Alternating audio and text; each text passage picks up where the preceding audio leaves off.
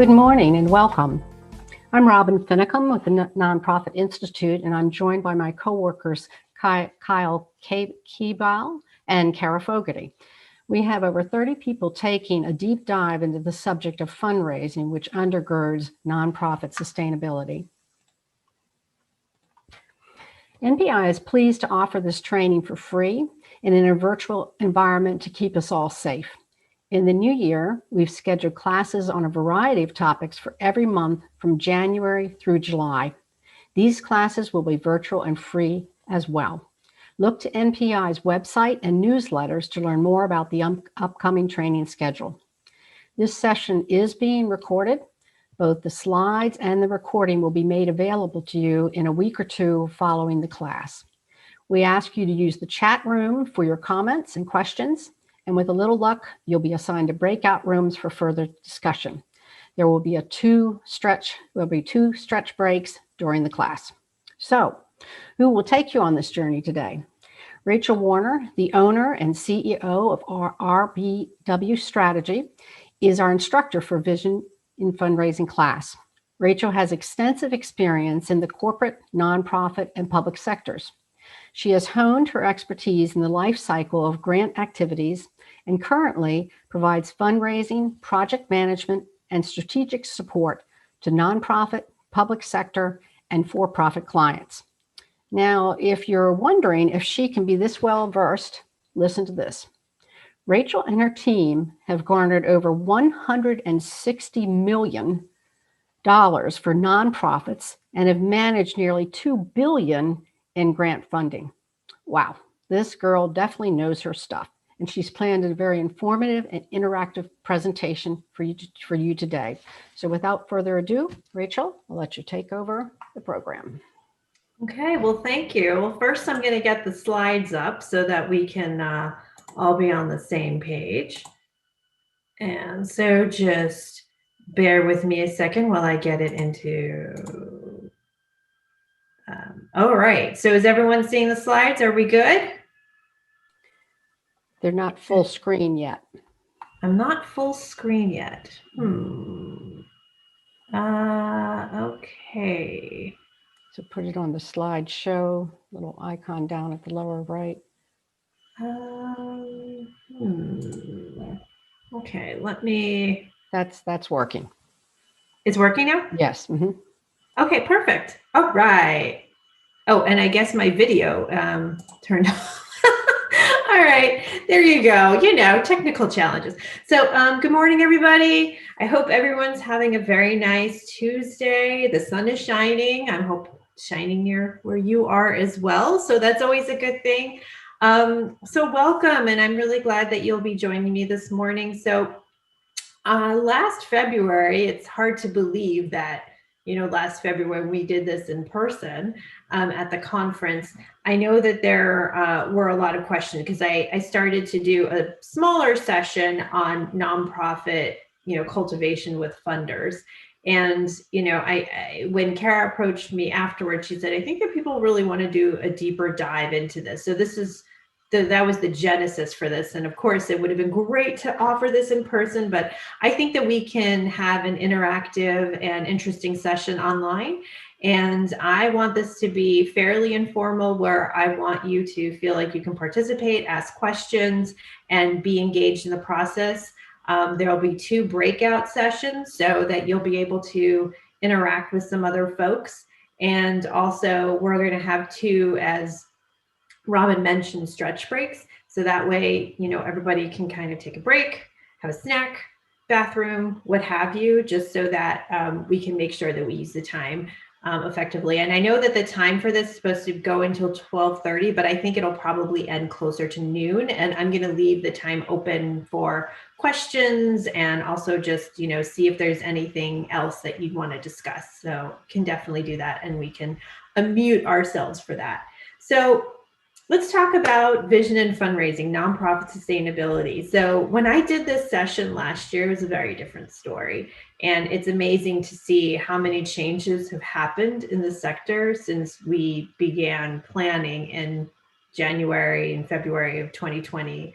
and now thinking through, what is 2021 going to look like? There's been so much going on. And so I think that we need to kind of look through and see what are the tried and true methods that have been really able to help propel nonprofits. We're going to look at some recent data to see what the philanthropic community is thinking about, and also just to learn a little bit more about how you can plan internally to see how you can try to do some of these things within your own organization. Oh, I also just wanted to add one thing. There is going to be some work happening in our garage, so I will probably have to move to my headphones. And if I need to move my computer, I will do that to another room. It won't disrupt the session, but life working from home, that's kind of how it is. I thought the work would be done yesterday, but fortunately not. So with that, let's just give you, let's just get started here. So I think that Robin gave me a great introduction. I really appreciate that, just to give you a sense of what we do. So we work with nonprofits all over the country, primarily in the DC, Maryland, Virginia area. And, what we do is provide grants, life cycle, and fundraising support, and just really help nonprofits during this time. And we've seen a lot of struggles. We've seen a lot of change. And also, I think that there's some hope for, the future, and, what we can do to strengthen the sector, and what we can do to really build on organizational strength. So I did want to open up the chat box. And so Robin, you can sort of man that. And I had a little icebreaker question. My first question was, if you were to describe your work in the nonprofit sector in, 5 words or less in 2020, how would you describe your work? You could even use 1 word. So I was just curious, how your work has been in the sector this year. So if you could just put your responses there, I'd love for Robin to call them out. People are being a little shy about typing. Yeah, the more feedback, the better, because I'd love to kind of hear your point. Lots of good mornings, different than expected, virtual, challenging, rewarding. I love rewarding. Mm-hmm. First, no work, then realize we need to work, now challenging. But in general, moving forward.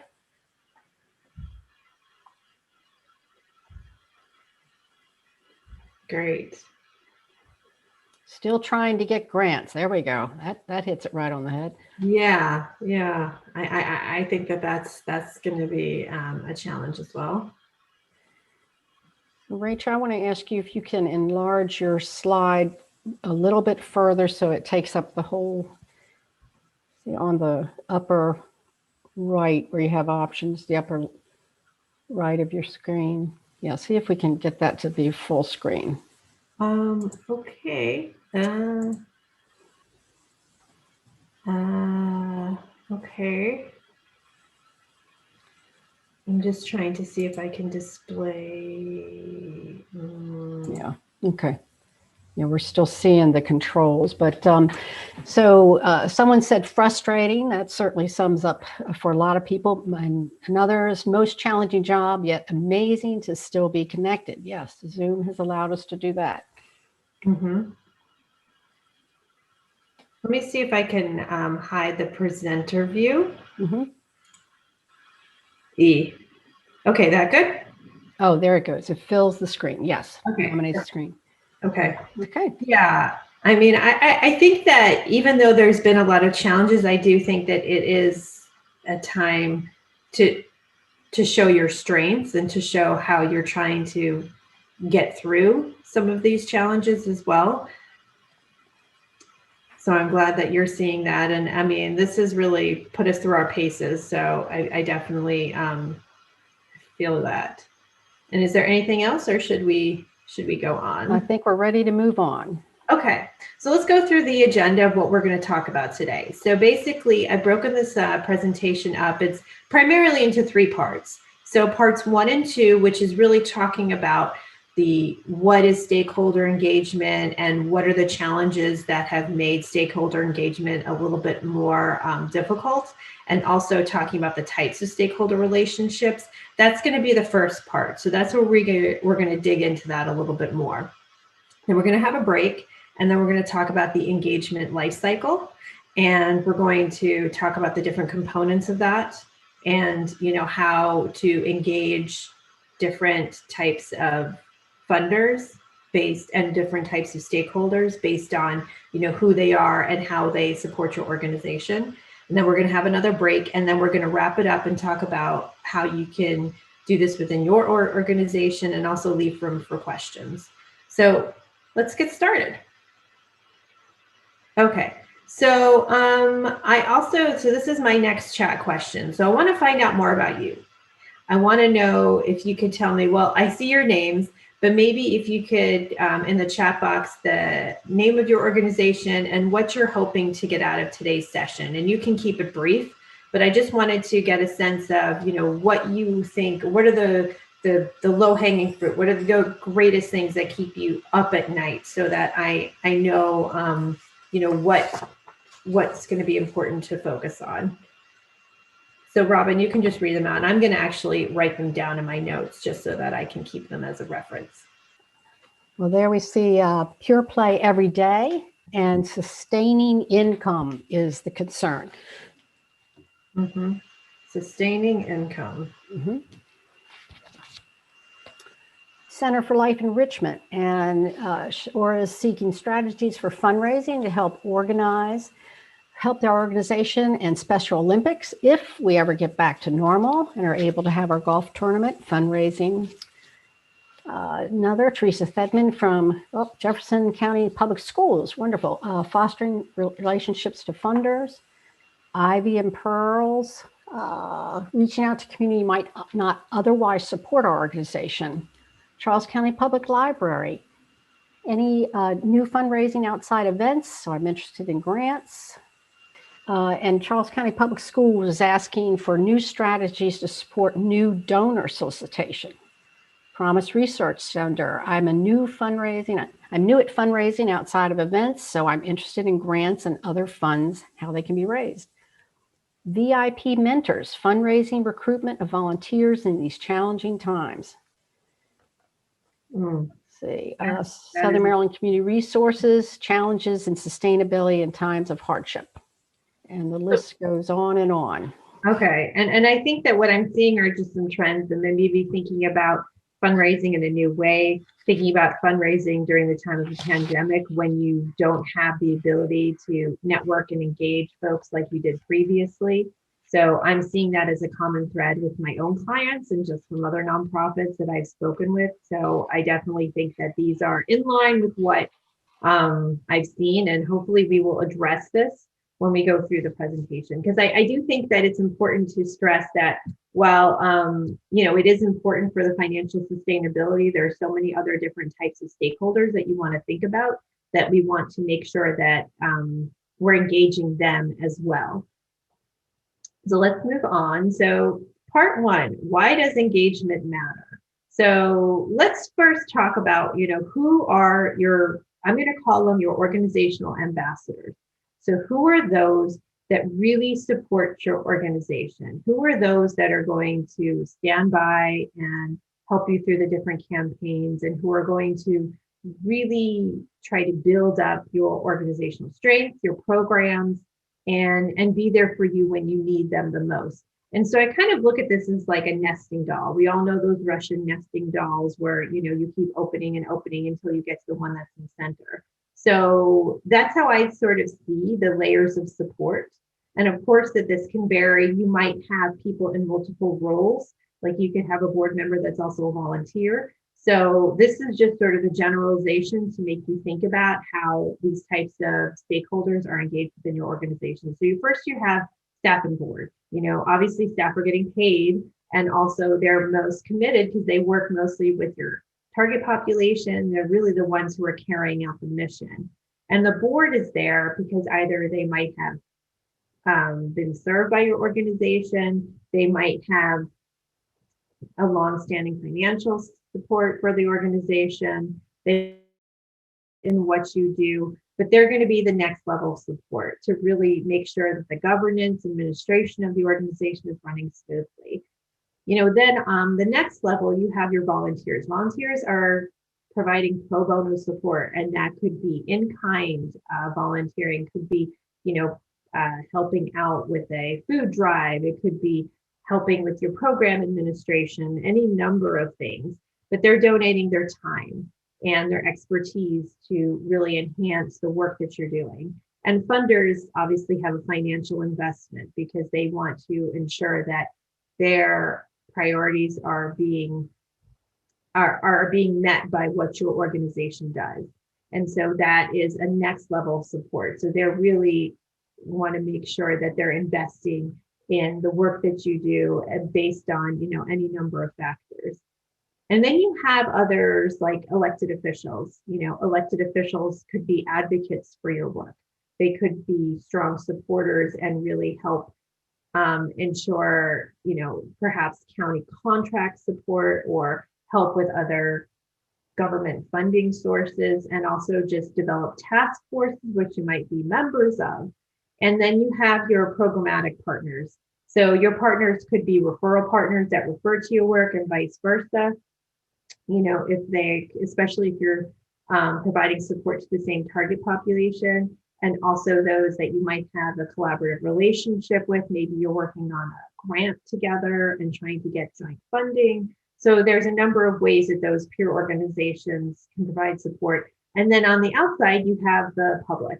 Those are people who you engage with via social media, perhaps, or through your individual appeals. Those are folks who might not have a financial investment yet, but might be interested in the work that you do.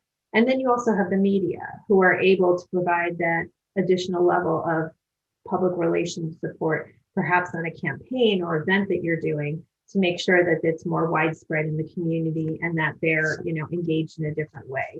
And so just making sure that there's that next level of outreach, to external parties outside of your organization. So let's talk about what is engagement. So the engagement is really, excuse me, I'm just gonna minimize that, is building a relationship with funders from prospect through gift receipt. So when we talk about, even though I mentioned before, this is going beyond just funders and thinking about stakeholder engagement, you could also look at this as a roadmap for different kinds of stakeholders. It's connecting them to your organization, to building a more substantial and more substantive and long-term partnership. And you want to connect them in very positive and meaningful ways. And so just really thinking about that process of moving them from someone who might just be peripherally interested to maybe a volunteer and then becoming a funder, or maybe even joining the board. So it's really just moving them along that cycle and getting them more involved in what you do, because this is a process. This does not happen overnight, but as we've seen during the pandemic, the more supporters that you have, the less you feel that strain of where am I going to get additional funds, because you have that cadre of support. So the more that you can build this process and build a better way to engage relationships with different types of stakeholders, the more you can develop a cushion for that kind of support. So this is part of your fundraising portfolio of work and what that looks like. So in terms of engagement with different stakeholders, there's no one size fits all. There's not one plan. What works for one organization might not work for another. Some organizations have a lot of volunteer opportunities because of the work that they do, which might involve, packing boxes or, having events that can engage others and participate. But then there are others that, perhaps it's more of a sensitive topic. Perhaps it's working with people who've experienced domestic violence, or people who are dealing with behavioral health issues. They can't have volunteers. So there's different ways that you can engage folks, and perhaps some have a larger major gift program or get more funding through individual contributions as opposed to grants. So it really depends. And it also depends on the kind of resources that you have available to do this kind of engagement, how much time you have, and also just the extent that it's going to build into your larger fundraising portfolio. So the things that you want to think about are the planning, the tracking, how you're going to manage all this work, the review, who's going to be involved in making sure that you're successful making progress, and understanding those funders and understanding those stakeholders and what their needs are, doing the research on them to really understand how you're getting into their mindsets a little bit more. We're going to do an exercise on this, and also later we're going to kind of break down all those different kinds of stakeholders so that you have a better understanding about how you might want to engage them.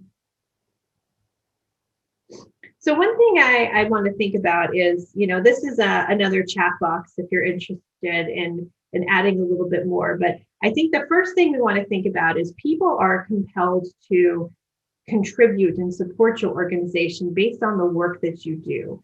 So can you give me a little bit of a sense of how your programs inspire interest and engagement of different stakeholders? What is it that compels people to say, I want to support you because of the amazing work that you're doing, or this campaign? What is the message that you're trying to give to others about why they should support your work? So I'd be curious to kind of see if there's some key messages that you think you can share there.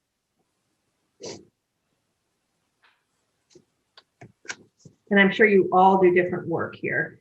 Some of you could be doing more direct service, some could be more, administrative or advocacy type of work. And so it's not as much in front of people. So I'd be curious, Robin, maybe you could share some of the feedback that we've gotten. Yep, waiting for a few comments now.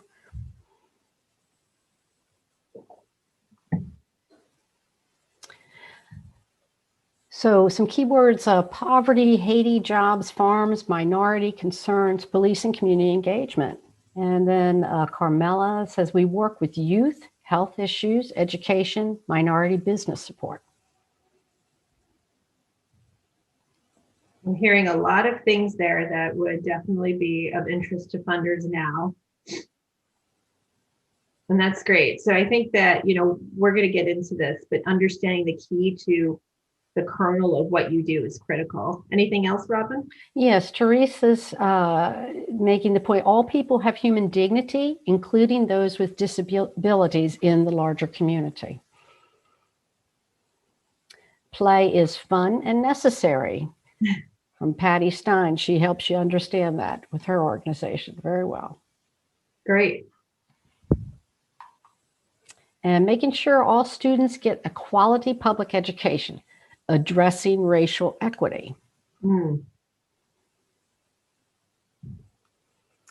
Kim with VIP mentors youth, starting businesses, advice, financial literacy, and support. Yeah, all of these are really great messages. So I'll just ask for if there's one more, and then we'll go on. I think we can go on now. Okay, perfect. All right, well, thank you for your feedback. It sounds like you're all doing some interesting work. And I also like the fact that you're tying it into current issues and topics that I think really resonate with funders, and also just what's happening. You're really understanding the pulse of what's happening in the world and how that's really translating into your work. So how do you map your needs and your programs into an impact into what the funders are really thinking about and other stakeholders? So first you want to think about the type of funder and thinking about, why and how do they like to fund different nonprofit organizations, and really getting that this goes into the research part and thinking about those key considerations and priorities that they need to do to address them, because they have their own priorities, their own mission, especially those that have established foundations. The fact is that they are going to have specific priorities and giving that they have to meet as part of their own business strategy. And that is going to differ between individual donors and other types of stakeholders. But, just just as a point of difference. And also the type of relationship you will develop, because some don't want to be contacted, some do, some like to have more of a personal touch, some like a little bit more of, email communication. So it really, thinking about those things will really help you kind of understand how you can connect with them a bit more. So in terms of like funder engagement, let's talk about these three areas, the why, the values, and the direction. And I think the why kind of piggybacks off the question that we just asked about why would people be compelled to give you? And this is a good quote. I love Simon Sinek. He is one of my gurus. He wrote, Start with Why. And that is a really great strategy for all different kinds of things in your personal and professional life. And so just a book recommendation there. And he says, people don't buy what you do, they buy why you do it. And I think that this is an important message. And even though he's talking, this seems more like a business, because obviously people are going to buy in the traditional sense in the nonprofit sector, but it's more about understanding your differentiators and really thinking about, why you are compelled to do the work that you do. What makes it differentiate from others? Why are your programs having impact now? Why are you making changes potentially to your programs and the services you provide, especially during this crazy 2020 year? And then also your values. I think that one thing that has really stood out to me is that there's almost like the covers or the Band-Aid has been ripped off. And there's a little bit more of an openness between the philanthropic community and nonprofit organizations and other stakeholders, really understanding that nonprofits are having some struggles right now. And it's really the time to lay bare, what do you stand for? What is it that you do? And how are you making changes to address those who are in critical need, especially if you're working with vulnerable populations who have been impacted quite a bit, whether they be, people of color, people who are experiencing homelessness, immigrants. There's a lot of different populations that have been more impacted in 2020 than others. And so what is it that you're trying to do to support them? And how does it really focus on your vision, your mission, and really what you stand for? And how is this compelling? And how are you bringing others into the fold? And so I think it's really important to just kind of get down to brass tacks and thinking about all of those pieces and how they work together. And then the direction. So this is something that's really important. If you don't map out your journey, if you don't really have a sense of what you stand for and the why, how will people be compelled to join you? It's not enough to say that we need support, we need your help, but why? Give them something to latch onto. If you don't have that, it's going to be very difficult to prepare a message that really resonates with different audiences. So think about that. And in terms of, why should you care about these messages? Why is this important to really think about? Because you want to ensure, all of these things really speak to your long-term sustainability. This is all part of the process for developing a way to engage different stakeholders so that they can be the support for your organization in the future. I'm not saying that this will resolve all of your challenges, in terms of financial and maybe operational or other things, but I do think that it is the process for stepping in and ensuring that you have those supporters, that you know where they stand, that you can call them during a crisis, and that you can rely on their support in different areas. And so that's really what it is building up your reputation in the community, being true to your strategic objectives, and really thinking about how that can support you through your, support your infrastructure, ensure your capacity to do great work, and build a following. So this is really why this whole piece is important, because it's a huge component in terms of maintaining that dialogue. There are so many times I've spoken with clients and they said, yep, we spoke with and they've had good relationships with their funders. And they said, yep, we spoke with our funder. And you know what? They're going to give us an extra $10,000, or they're going to ease restrictions on this potential or this report that's due. And so we want to, send it off in a few weeks. And they gave them that leeway. And there was that dialogue, or we want to pivot and focus on this type of funding because we need this more. And also in terms of other stakeholders, even volunteers. I know in-person volunteering is incredibly difficult right now, but are there different campaigns that they can support? Or is there social media that they can do on your behalf?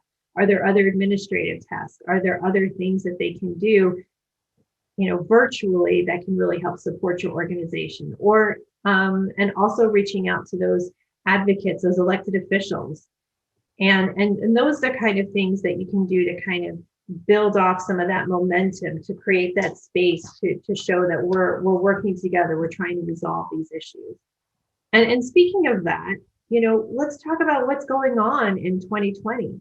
If being a nonprofit professional wasn't challenging enough, first we have, the COVID outbreak, which is still happening. And, this morning I was listening, and even though there are vaccines in the works, they're not until the spring at the earliest. And how they get distributed is going to vary. So we're looking at this heading into 2021. We know this is going to happen. We also know about the unrest that's been starting since the George Floyd murder, and how that's been building and really shaping the conversation around racial injustice and inequities, and how that has impacted your communities and the people that you serve, and shining a spotlight on this area. And even though these conversations have been happening for quite a while, it's now just much more front and center. And so what about also this election? We're going to have a new president in 2021. And so how is that going to impact and shape the sector? And how is that going to impact, just because we've had a very divisive election, and just the partisanship that's happening, and how is that shaping the work that we do? And that the thing is that, the challenge that we have is that we can't control these external situations. We can only control our response to them. And so this just shows that even if we plan and plan and plan, there's still some things that we're not going to be able to manage. And so what can we do internally to build ourselves up within our own communities? Because while these issues are happening on a global scale, we also know that they are impacting our communities in different ways. So, one thing I did want to ask, because it's another chat question, is how do you currently engage stakeholders? How do you currently reach out to them? And also, how has this changed in 2020? Because I'm curious to see, if you already had engagement strategies, and if this has changed in 2020, and if so, how? I'd be curious to kind of learn a little bit more about what you've been doing to engage other folks in your work. And if this is part of your fundraising process, or if this is something that you haven't done as well. So I'd be curious to kind of learn a little bit more. So Robin, you can just, Social media, network for good in-person volunteer opportunities. So that's interesting, getting people in person. Okay, good. Yeah, I'd be curious. Used to meet with high capacity funders in person, struggling to figure out the workaround to that. What do we do now? Mm-hmm. Yes, I've heard that before. Mm-hmm. And I do offer some different options. We'll get to that in a future slide. Yeah, so it sounds like there has been some engagement. And does anybody else have anything that they want to add to it? No, I think we have these comments and we can move on. Okay, sure. So the next slide, I wanted to talk a little bit more about the philanthropic response in 2020. So I do have a couple of reports I'm going to reference. So I'm going to click out of my slide for a second, and I'm going to open up a couple of reports that I have tabbed here, because I think it's important to understand, that this is a huge fundamental shift of what's happening in the nonprofit sector. And, this is a report that came out, and unfortunately I don't have it listed because it actually came out so recently that I didn't include it in the slides, but I want to share it here. It's called the Center for Effective Philanthropy, and they're going to have several different reports issued, and you can see foundations respond to crisis, a moment of transformation. And I think it's really important to understand what's happening in the philanthropic community so that you can see what they're trying to do to pivot. And I'm going to focus on some of the quotes that are coming up. But basically, Rachel, we're not seeing the report. Oh, I'm sorry. We're seeing the minimized slide presentation. Yeah. Let me share. Here we go. Now you can see it? Yes. Okay, sorry about that. I just didn't click the sharing of that. So I'll make sure to do that when I click on the other report. So basically, this is just a report that highlights, what the foundations are doing to respond. And this is all focused on the short time frame, within 2020. So I think that there's still going to be more reports issued in 2021, but this is just to give you a sense of what's going on. And you can see that a lot of times they're really loosening their restrictions because I kind of see this, and there's been a lot of mentions in this, that there's a moment of reckoning for these foundations to really see, oh, wow, even though nonprofits have been yelling all the time, you have too many reporting restrictions and there's too much, that we have to provide in our applications. And, you expect so much of us. They're responding now. And I think that as those who had responded to many of the different COVID-related opportunities, either through the state, your county, or in the private philanthropic community, you saw that they were trying to do that. They didn't have a lot of questions. They weren't asking for too many details. And you can even see here, this quote, "This has been a wake-up moment for philanthropy." And it suggests that there is a really thoughtful response to do something about it, that they have a position of power. So what are they going to do about that? And this other quote is interesting. "When the will to make changes exists, we found we were able to make changes very quickly." So you can see that I think that there are other reports that say that in 2020, philanthropic giving went up, donations went up, grants went up. The question is how much that's going to accelerate in 2021, because we know that as COVID kind of eases off and that the vaccine gets distributed, those pots of money will likely start to decrease. But the needs of the nonprofit sector are going to increase, and those revenue shortfalls are going to still be apparent. So the question is, how is that going to look? And there's another report that I wanted to share. So I'm going to close out of this and I'm going to open up the other report. So just bear with me and I will do that in a second. Okay, here we go. Okay, so here's the other report that I wanted to share. So this is through Fidelity Charitable, which they have a lot of family foundations and also donor advised funds that they have through their charitable giving program. And so how donor behavior has shifted. So this is more about donor behavior versus funders, but you can see that, they're increasing their giving. And they want to maintain their giving levels and even increase. So there's definitely the feeling that they want to contribute more to the nonprofit sector. And you can see that most of it is related to a domestic response versus internationally. So there's definitely more of a shift to help those communities within our geographic area versus those internationally. And so I think that that's really just something to think about, is that there is that need to give. So that's really compelling to kind of see that they are making an effort. So I'm going to go back to the presentation. So just give me 1 second. And I'm going to share this. Okay.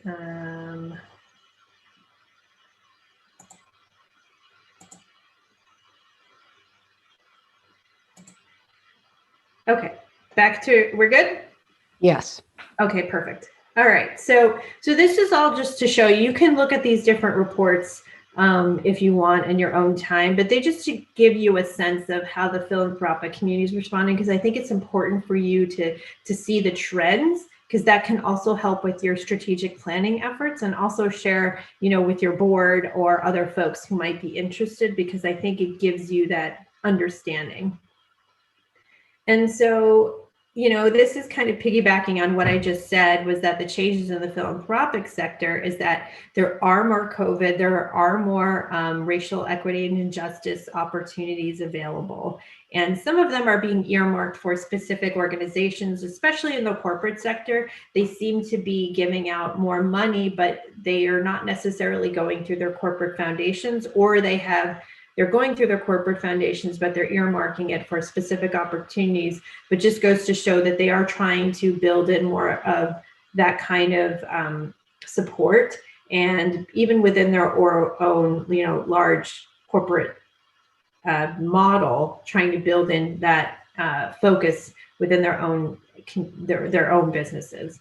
Also, just more of a focus on the relief opportunities. So less specifics on those projects, those programs, and those budgets, and really more about what can we do to help? What PPE do you need? What are the additional expenses that need to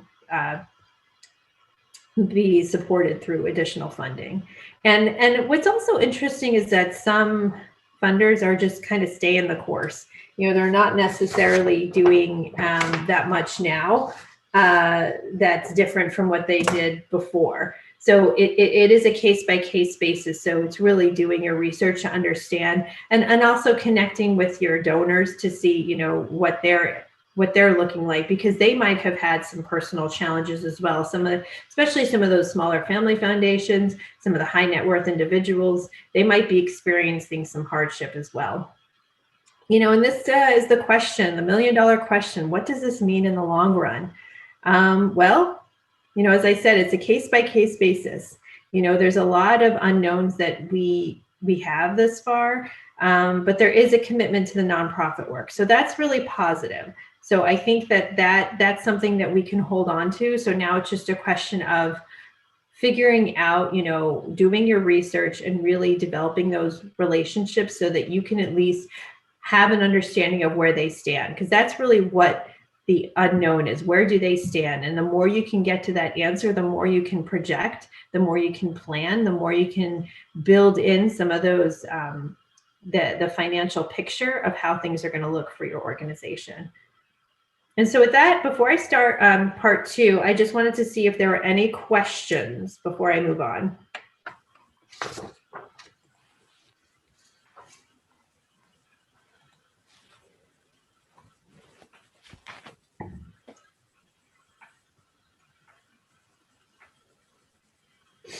Because if they're not, then I'm just going to keep going. I'm waiting still to see if some pop up. None yet. Okay. We'll just move on. Okay, fair enough. Okay, so I'm going to, so part 2 is really talking about stakeholder engagement. And what we're going to do is we're going to break this out into those different individual type of stakeholder and talk about them a little bit more. And then we're going to do a breakout exercise where you get to pretend to be one of these stakeholders. So it's a way for us to to have you engage in a little bit more dialogue with your peers, and to just kind of put your heads into a different mindset and thinking about, if I were to be in someone else's shoes, how would they want to relate to my organization? So we're going to go back to the nesting doll, for lack of a better term, a graphic, to kind of talk about those organizational ambassadors a little bit more. So let's go through them in a little bit more depth. So we're going to profile each one of these in detail. So we're going to start with the staff. We're going to break it out into your role, the interest in the organization, and the engagement. So really, the role of staff is to administer the programs and to make sure the organization's running smoothly, whether from an operational standpoint, programmatic standpoint, fundraising standpoint, administrative standpoint, just to make sure that, you're adhering to the mission, that you're moving towards a vision, and that you are really trying to support the target population that you serve and the causes that you are focused on. So that's really what your vested interest in. And you really want to make sure that the organization stays around for a long time. You know, not only do you have that as a financial incentive because of your paycheck, but also just because more than likely you are really committed to the work that's being done. You know, I find that a lot of people stay in nonprofit organizations because they really enjoy the work, or they enjoy what they're doing. They get some kind of value from it beyond financial incentive. And the engagement is, you know, because of the fact that you work so closely with your target population, and that you really understand the work, that you have a, you know, and this is a little bit of a challenge, because usually if during a site visit, for instance, you might be the person to show that stakeholder around. You might be the one to lead those volunteer groups, because you have such an understanding of the work, and you also have vested interest. And so I think that that because of that, you're one of the key sources of building that culture of philanthropy within the organization, because the fact that you hold the keys to those success stories, to those things that funders really gravitate towards. And I think also, just in terms of the engagement, thinking about, I mean, one of the things that I have definitely seen are a lot of, you know, health and well-being being disrupted during this time for nonprofit professionals, and just, you know, making sure that you're engaged by staying motivated, and also stress alleviation, because I think that that's really important, because the moment those things start to go down, the less staff are going to want to be in support of the organization's mission. And so those things are just some things to think of as, you know, top of mind, especially those who might be new to the profession, or who might, you know, have made a transition. And so let's talk about the board. So board is really the governance and the oversight role for the nonprofit, and just making sure that, you know, they might be in charge of the strategic plan, might be in charge of, you know, those monthly finances, and just making sure that things are on board, and also just helping out with the relationship building with some of those high net worth folks, and also might be doing their own financial support for the organization. And so their interests can kind of vary. Some, you know, might be just really interested in the mission. Some might be, you know, a donor that they just wanted to have more of a spot in helping the organization. Some might have just more of a personal connection, because they or someone they love might have been served by the organization, and so they want to contribute in a different way. And so, you know, the way that we can engage them is thinking about, you know, what can they do to provide support, because it doesn't always have to be financial. I know that there's a very big focus on 100% giving, and there was actually a recent blog post by Voulet, who does the Nonprofit AF blog post, which is another tool or another resource that I highly suggest if you sign up for it, because he always provides very interesting posts, and also is very, very focused on supporting people of color. And so I think that, you know, he just recently wrote a post and saying 100% giving is a fallacy, because there's other ways that people can contribute to the organization outside of financial. So let's say that, you know, a donor or a board member contributes $5, but isn't it more important that they provide, you know, hours of in-kind support to help out with your finances, or your strategic planning, or helping plan event? So there's other ways that they can contribute, and just those, and so that give-get policy can still stand, but just finding different ways that they can contribute. And so what about volunteers? Now, volunteers are interesting, because I have found that, you know, even just for myself personally, that the more that I'm engaged in a volunteer activity, the more likely I will stay and either continue to volunteer, or continue to maybe eventually financially support and the organization. And I think that there's a lot of value in the hours that volunteers provide, because sometimes it's the backbone of nonprofit organizations. And, they might do it through work. So there could be, especially this is true for banks, who have some kind of financial literacy program that they're trying to do. I've seen this through Capital One, but I know that there are others that do this, Bank of America. And perhaps they offer financial literacy training, computer literacy training, or perhaps like it's a faith-based group that could be coming in, or a group that's a brownie troop. So there's a lot of different ways that could get volunteers coming into the door, and or even just doing something virtually to connect them to the work that you're doing and staying involved, because especially now a lot of people feel really detached, and so finding a way to get them engaged is a great way to connect them with your work, and they really just want to just make a difference. And I think that volunteering the goal is to feel some kind of satisfaction, and that you're helping the community. So what is it that they can do to really to do that work, and to connect with a little bit more, and understand a little bit more about the problems that you face and the causes that you have, or the people that you're serving, because sometimes people might not be connected to them in their real life. So that's just something to think about. And so then, of course, we have funders. Those are the best kind of folks who financially support your organization, and really they want to see that their work has an impact, and it also directly corresponds to what they're trying to achieve. And also from corporate foundation standpoint, I think that it's really important to show how they're engaged. So there's the social media and press releases and other things that really show that a corporation is engaged in the community, and just have that understanding of what the impact is of their funds, what's the return on investment, for lack of a better term, and also just thinking about, how you're going to engage them outside of a financial request. Because oftentimes when you reach out to a funder, whether that be a donor, whether that be a foundation, or some kind of or government agency, is when you apply for funding or when you submit a report. But what do you do in between?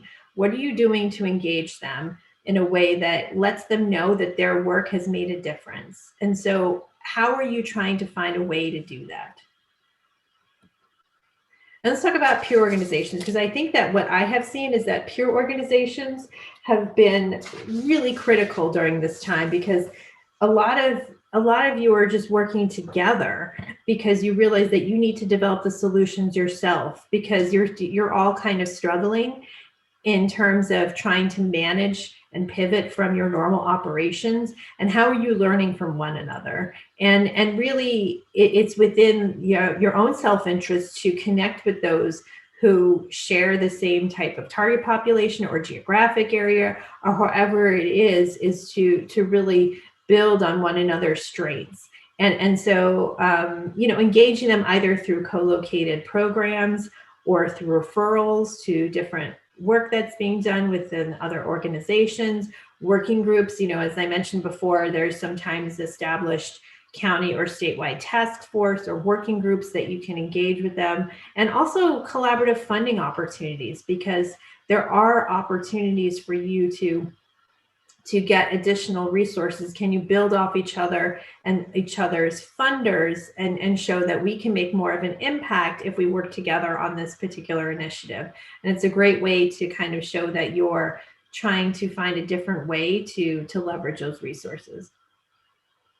And what about elected officials? So elected officials are interesting, especially now, because we live in a very partisan political world. But I think that there are elected officials, especially those that are local or state representatives, that really advocate for nonprofits. And so trying to get them to understand what you're doing and how their support can really make an impact is something that will really help you in terms of the long-term sustainability and building an understanding in a broader context about your work and being involved in those conversations, going to those public hearings and getting involved. That's a great way to build an understanding and to show that you're present and that you really want to build a relationship with them. So I think that's just something to think about down the road.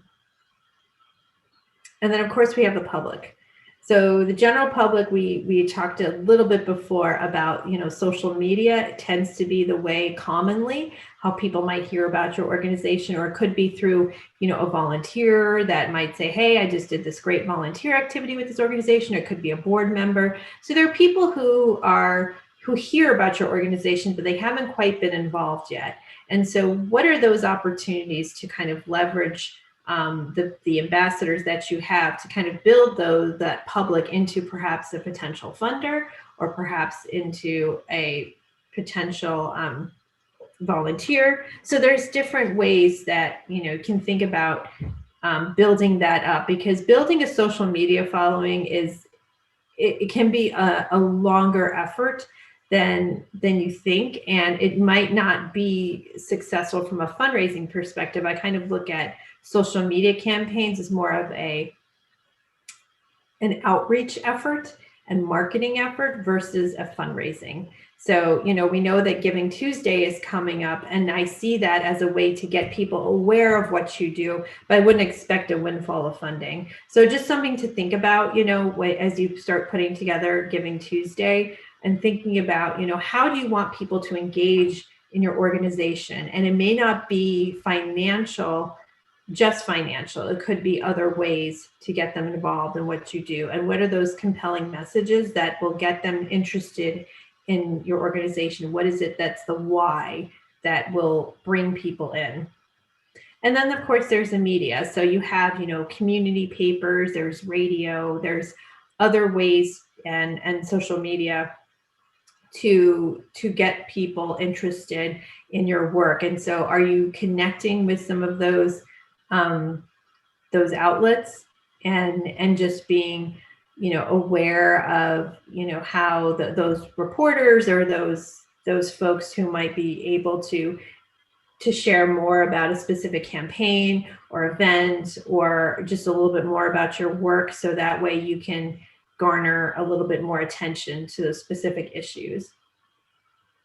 So I'm going to hit pause here because we're going to do the breakout rooms.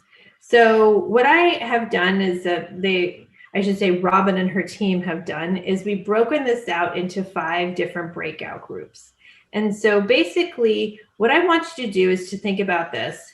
Let's say you work for a large food distribution center in Maryland, similar to, let's say, the Capital Area Food Bank. So during the time of COVID-19, you're seeing an increase in the number of individuals, families, groups, what have you, that need food, that need access to food because of the increased furloughs and unemployment. And a lot of the communities are suffering financially, especially those that are living at or below the poverty line.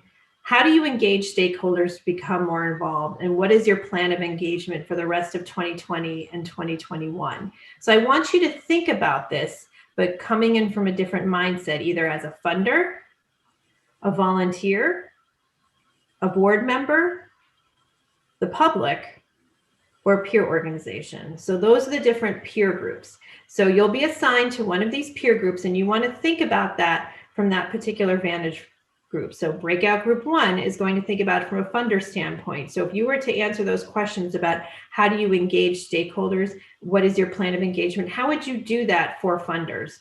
How would you do that for volunteers?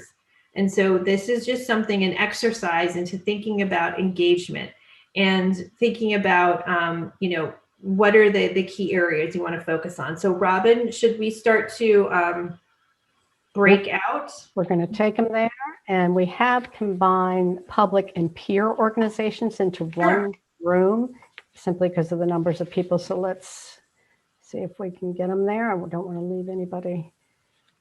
All right, so we're going to get started with part 3. So with the first 2 parts, we're really talked about the importance of stakeholder engagement, and also talking about, how you can engage different stakeholders and what their connections are to your organization. So now we're going to get into what do you as an organization need to do to kind of ramp up your engagement process within your organization. So that's really what this part is about. And then when we get to part 4, when we wrap it all together, hopefully it'll all kind of make sense. And you'll probably want to look through these, in more depth when you get the slides, just because I think there's a lot of information here.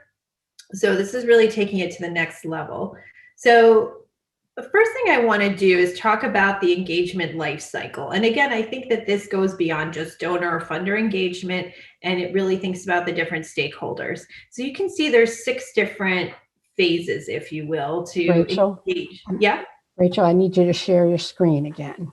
Oh, I'm sorry. I thought I did. Okay. So here, here's a breakdown of the engagement life cycle. So, I think that this really exemplifies, how you want to think about moving those different stakeholders to the next level, and also the work that needs to be done in terms of the research and the preparation so that you understand their motivations, what they do. So I think that kind of helps give you a little bit more of an awareness. And so we're going to break this down into a little bit more. We're just going to basically take this and those 6 different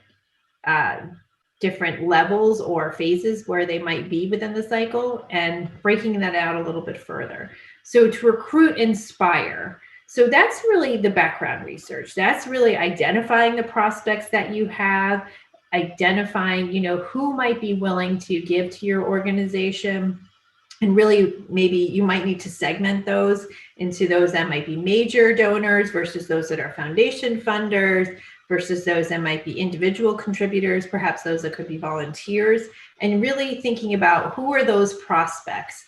And then developing the messages for the why. We talked a lot about that, but what is the inspire? How are you resonating with those audiences? Why would they be compelled to work with your organization, to support your organization? What is it that you can do to basically give them the carrot to want to, to really invest more time and financial support for your organization? And then the next phase is to learn. So this is really taking that next step into doing that research and how are you, gathering information on those prospects. You want to really develop a profile there. And it doesn't have to be a profile for each different prospect. It could be profile for the groups. But again, it's really identifying, which of those organizational ambassadors that you have could really help you build that research profile to understand a little bit more and incentivize, those who could be giving more to your organization or to become more involved. And then it's engaging them. Now, engaging is, I'm going to admit, it's tricky. It's tricky during the time of COVID because there aren't as many opportunities for those in-person engagements. But thinking about it from a perspective of how can we connect with them virtually? Are we able to send them? We can obviously continue to send emails. We can continue to have phone conversations. We could even do a virtual site visit. So there's other kinds of ways to engage them. And then it's becoming more of a calendar situation of how to look at the logistics and say, here's when I'm going to send this email to this group of prospects. Here is the information that I'm going to use to share with them to get them to be compelled to work with us. And then there's the ask. So the ask is the trickiest part because the ask can take a long time. You probably are not going to do the ask right away with a new prospect unless you have a campaign that you're sharing on social media, or unless it's a Giving Tuesday situation. But thinking about the timing for that and thinking about the type of the way that you want to ask them. What's the method of asking them? Is it going to be more formal? Is it going to be informal? Are you going to leverage your board member, or perhaps it could be another funder, or it could be someone else to be the spokesperson for your organization, and what exactly is it that you're asking them? Is it the right amount? So let's say, that this is, a millennial funder who might not have a lot of access to capital, you might not want to say, okay, give us a $10,000 gift. It might be more of a monthly gift in the $20 range. And so just thinking about ways that you want to engage those different groups. And of course, thanking them. Thanking is incredibly important because you want to show that their support is incredibly valuable to you and that you need that in order to sustain your organization. And also updating on, what the different progress being made within the particular program, or if they're supported the organization's general operating budget, then, what exactly is that money going to? And so just really making them know that they're valued with their, and we're going to go through the different ways we have different thank you note examples here, and also repeat. So when you're thinking about it, for the next fiscal year, doing that same thing and starting that cycle again. So the idea is to have folks move along this spectrum so that they get to that ask and thank stage, that you can go beyond the recruiting and learning and really getting them to the point where you can get them to a place where you have made the ask and they have given you funding. And I'm going to, I might skip this question for now, and I think I'd like to bring it up a little bit later. So the funder engagement and moves management. So I want to talk about moves management because that's what I was talking before about getting folks to move from the ask to the thank stage, and also even just from the recruit and inspire to the ask stage. So it's really has to be donor centered. You want to focus on securing that funding or securing that relationships. You want to be able to track and manage that information into some kind of database, and also thinking about it from an organizational perspective and sustaining your organization.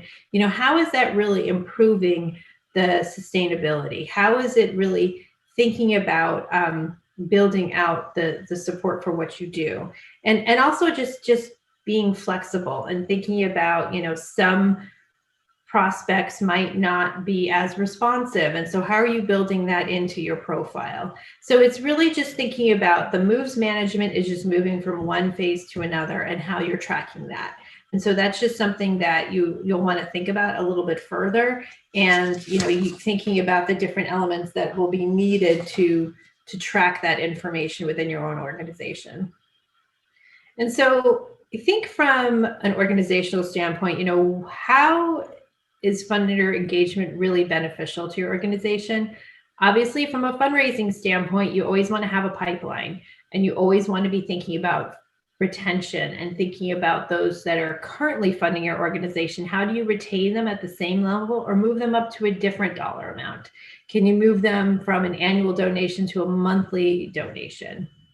And also from a pipeline perspective, you always want to have prospects in the pipeline because you always want to know that there could be other potential funding out there so that you don't feel like you're waffling in the wind and that you're a little bit removed from, or unable to secure your bottom line. And from an operational standpoint, it really helps with your planning. It helps with, understanding the resources that you have and securing those, and to just being able to support your organization and support the people that you serve. And I think also, from a staff perspective, what I think is something to think about is that it really helps you feel more committed to the mission, and it helps boost morale to know that there's a plan of engagement and there's a plan of connecting with folks to the organization, and that there is a process in place. And so it really helps to kind of bring that into the fold so that it becomes a shared responsibility. So we're going to talk a little bit more about what is needed from an infrastructure perspective to ensure that you can manage this engagement. And so I think that, going back to those 6 different phases, here's what we need to do to get our house in order. There needs to be the strategic planning to make sure that you have your priorities set and that you understand the vision. There's also the resources and time enabled to do that. and that it's going to vary between each organization, that you have some kind of systems, that there's a way to capture data and other information, and also thinking externally, how are you sharing that information? You know, what kind of resources are you using to showcase that you are making an impact and that you have this information? Or if you're talking, let's say, about corporate sponsorship, do you have a corporate sponsorship package? Do you have a fact sheet? Those kinds of things. So let's talk about the strategic planning now. Strategic planning it's an interesting time to do strategic planning, especially because there's a lot of unknowns in 2021, and I completely understand that, and I respect that, and I think it's important to consider. But we do need to think about brainstorming again. So if you have that strategic plan, if you have to make updates to it, who is involved in that process? Who is involved in, you know, really brainstorming about what the needs are, and really thinking through, you know, the needs assessment of what are the additional expenses, what are some of the revenue losses, you know, what are some programs that are going to need to change, and really having that conversation as an organization to identify those critical pieces of information.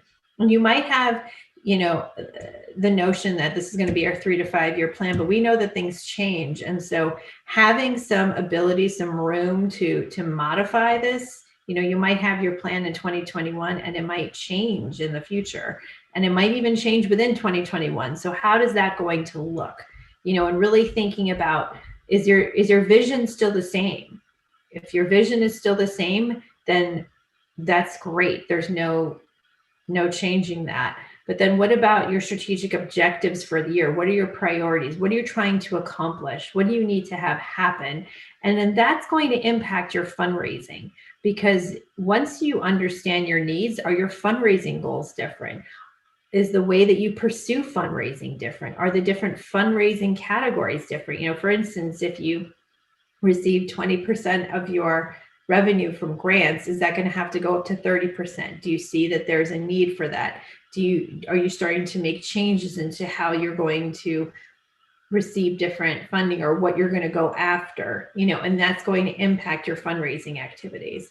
And then thinking about the organizational priorities, you know, not just from a strategic perspective, but from an operations perspective. So they're going to need to be restructuring. If you're continuing to work virtually, what does that look like? What kind of systems need to be in place? So it's just all of those different pieces, really thinking through from a strategic planning perspective will kind of help you give the framework for the future activities. And this is even before we start to think about engagement management and moves management, all of those types of things. It's really identifying those pieces so that you can determine then those fundraising targets, which will then help with your engagement management.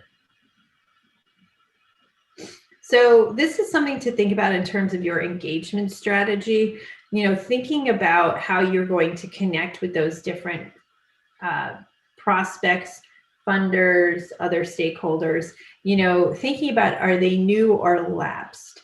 You know, because I think that I always say that it always helps to work with a known resource versus an unknown, because at least you know that they have previously supported your organization. And so when you're thinking about that, you know, think about if they previously supported your organization, or maybe they've supported similar partner organizations, and that's something that you want to keep track of. Do you have a point of contact for someone within that foundation or the potential funder? Is there someone who can build that bridge, build that relationship? If you're thinking about submitting grants, can you communicate with them in advance? Can you inform them about what you do? Is there a way to try to get in touch with them? So not as an ask per se, but to really understand, you know, if their priorities have shifted, just so that they can know who you are rather than just submitting an application cold. Is there online research available? So in addition to search engine tools for foundations and other grant support, like the Foundation Directory Online, Foundation Search, Grant Station, there's several others. You also have iWave, which is for individual donors.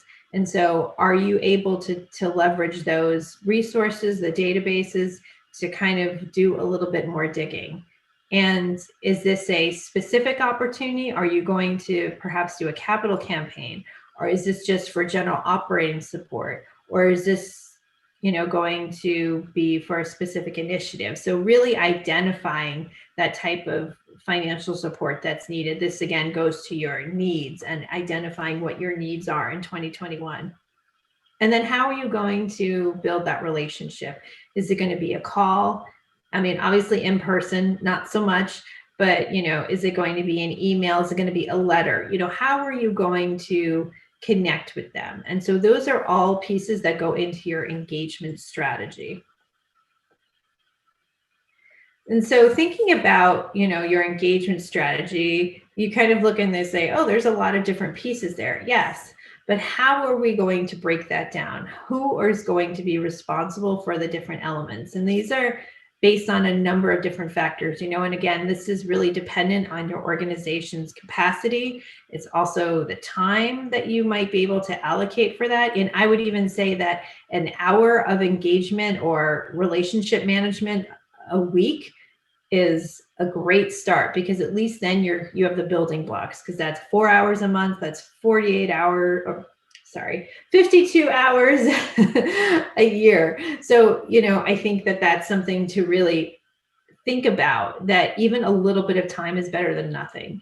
And also the responsibility. So is someone going to be involved in doing the research? Is someone going to be involved in doing the tracking? Is it multiple folks? And so just really understanding the roles and responsibilities, and this goes for all kinds of fundraising activities, but I think that a lot of different fundraising, even though you might be a one-person shop, there's still certain things that you can allocate to other people, like on the program side, maybe building a repository of success stories. On the financial side, what about the budgets? What about building out that financial story of what your organization looks like during COVID? So there's other things that people can do to help support. And especially, with board members, can they perhaps network and build out their contact list to reach out to folks who might be in need of, or who might be interested in your needs, and building out that support. And also just understanding the process. And so knowing how much time this can take, and knowing the different people that need to be involved, and just really mapping that out and making sense of that within the larger strategic priorities for your organization. And in terms of the tracking system, this is again a very organizational specific tool. You could even have an Excel spreadsheet to start off with if you don't have a fundraising database. There's lots of great systems out there. You have Bloomerang, you have Little Green Light, you have Network for Good, you have Donor Perfect. There's a ton of cloud-based systems now that are less expensive than how they used to be. And now, given that we're working in a virtual platform, you can all start tracking information in there. There's Salesforce, there's Flux, I could go on, but you can have multiple users. And I think the key is to make sure that you're tracking information in the same way. And so even if you're using Microsoft Teams or you're using Google Docs, make sure that there's consistency, because at least with all those platforms, you can share information. There's multiple people that can use it remotely and that have access to it. So just make sure that there's some consistency. So you don't need a more expensive system if using something manual like Google Docs or Microsoft Teams is sufficient for you. I'm not here to tell you otherwise. It's just more about access to information. I would kind of steer a little bit away from Dropbox, just because I think, one, it's not HIPAA compliant, and two, it won't necessarily give you access to some of the functionality of the other systems. And I just wanted to pause here, and this is something that I did want to ask, and I didn't have this as a separate chat question, is do you have a system that you use that you would recommend to others? Because I think that would be something I think would be great to share. For instance, within my own firm, we use Microsoft Teams now. I was using Google Docs, and I've recently shifted to Teams and using that with clients. And also we use Grant Hub to manage our grant activity within the firm. So I'm curious to hear if there's systems that you use that you would recommend to others. One is Network for Good. Mm-hmm. Let's see if we have some other folks. It says our district uses Google Suite. Mm-hmm. Those are two good systems. Google is, known to have a suite of very accessible systems and tools that you can use, and also Network for Good. Yeah. So there's other systems like that, and as I said, there's a plethora of fundraising systems. So if you have questions about that, we can talk about that at the end. But thank you for sharing. So in addition to, just having a system in place, thinking about the data. So I think that it's important to make sure that you are not only gathering information that's would be critical and important for funders to see, but also thinking about things like success stories. Are you capturing that information? And I think Google Drive is a perfect way to do that. You could keep a running document of different success stories across your organization and just update it with. You could also have a folder just of photos that you can use. And also, what are your key accomplishments? Because I think a lot of nonprofits don't give themselves enough credit for how much you've been able to do and how much you've been able to pivot during this time, and really change your work given the time that we're living in, and how much impact that you've made. So being able to store that information would be extremely helpful for your organization. And so I can't stress that enough. And Rachel, we had a question about which system you use. You mentioned it before, but could you mention it again, the one that you use as a company? Oh, sure. I use Grant Hub by Foundant. Now, Grant Hub is specific to grant opportunities, and that's primarily the bread and butter of what we do. But I think that if you do a lot of different fundraising, then you might want to look for something like Bloomerang, Network for Good, Little Green Light, Salesforce. I've even seen used in a fundraising and grants capacity. So I think it depends on the features that you're looking for. But that's the one that I use, called Grant Hub, is one word. Okay. Is there anything else, Robin? No. Okay. Keep going. Alrighty. And so marketing and branding. So this is something that I think, especially now, having information available to funders. And one tool that I highly recommend is Canva. So Canva, I'm sure you've heard of it, but it's free. And what you can do is you can create, you have a logo, and I'm sure you have colors that go along with that logo. So you can create social media specific images and messages, and they have templates that you can use. You can use this for newsletters. There's a whole bunch of different things that you can do to kind of help build that image so that it stands out. And so I think here are some questions that you might want to consider for yourself. Does your logo speak to your brand? Does your logo really speak to your organization? Do you think it needs a refresh? Is that something that still resonates with people? Like if they see your logo, they think, oh, yep, it's this organization, that really stands out. And also I would really think about your website. Is your website easy for people to understand? Can they see where they can donate? Do they understand your work? Because I think especially now, because we're all working virtually, and this is a very visual space, really focusing and harnessing the value of your digital presence cannot go unnoticed. So I think that if you were to spend some money on updating those things, and you can do that for not as much as you might think, it could really help. And also thinking about a brochure. Now that's going to be a little less relevant, but you could have that as a digital brochure or a digital fact sheet, and making sure that you have that. And you can create a fact sheet on Canva as well. You can do those things on Canva, and you can do them in-house, or you can hire someone to do them. And that just gives you a really good sense of, how it speaks to your brand. And also thinking about social media. If you don't have a presence on social media, how can you increase engagement? And by having some of those visual markers, it can really help tell your story a little bit more. So those are just some thoughts. And I see that there are some questions, Robin. Should I hit pause or comments? Yes, we do have a question because folks are anxious to know there's different names of the software that you mentioned. So we may do something as a follow-up just to list everything you've given. And also, Patty saying, what are the key points to include on a fact sheet when you're trying to update your materials? Okay, so Canva, CANVA is the tool that I was referencing before. And that's something that I think that you could you could start now. And I mean, not now, because I want you to participate in the training, but after we're done, you can start looking into it.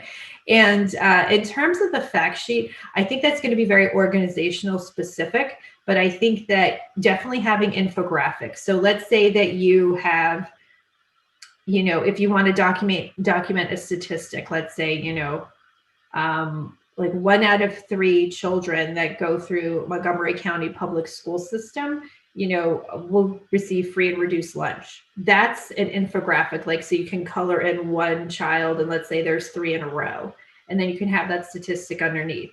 If there is messages of impact, if you have bullet points, those you can turn into infographics. You can have a text box with just like a success story, having your mission and your vision on there. I think it's kind of a combination of words and images, but you want to limit the number of words that you have, so that way, people can kind of follow the story. And there's definitely a lot of examples online. So I would even just Google like nonprofit fact sheets. There's a lot of good ones out there. I do training on case statements, and I have some of those examples, and they're kind of similar. So it's like using different colors and images, and the words are really there to supplement and tell your story.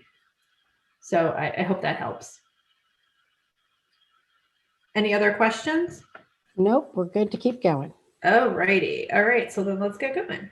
Okay. So the next one is like funder engagement in action during a pandemic. And I did, look up some different ways, because I had done this, session last year. So I looked at some of the things that I put in, and I said, okay, we need to change some of this because clearly it's not going to work, now. So I wanted to make something relevant here. So how do you engage folks during a pandemic? And here I love the Better Fundraising Company, because they do a lot of these funny images, but they also speak the truth about, how, the dynamic between funders and nonprofits. So, and this Venn diagram I thought was made me laugh. It's just what nonprofits talk about and what donors care about. And I think that this is why we're talking about the importance of really describing the impact of your organization and the why, because that's really what donors care about. They don't necessarily care about the specifics and the activities, because nonprofits are really good at talking about activities, but not about the genesis of why you do what you do and why you need to make changes to support your target population a bit better. So this is just something to think about when engaging with different funders. Virtual site visits. So this is something where is it possible for you to even, if you have a warehouse, or if you are, perhaps doing, even if it's like a one-on-one session, perhaps a workforce development session, is there something, and you can have a donor participate via Zoom, just to see how you would engage somebody. Is it possible to, walk through a space to show somebody what it looks like, or can you do it off hours and perhaps engage them with socially distanced, wearing masks? Is it possible to do that perhaps with 1 or 2 people? So thinking about, how you could show them the work that you do, or perhaps it's just that you have a video and that you share that video with them. Here are some of the things that have changed in our center, and you can have one person, going through and showing, because sometimes a visual can have more of an impact than writing, you know, a report. Progress updates.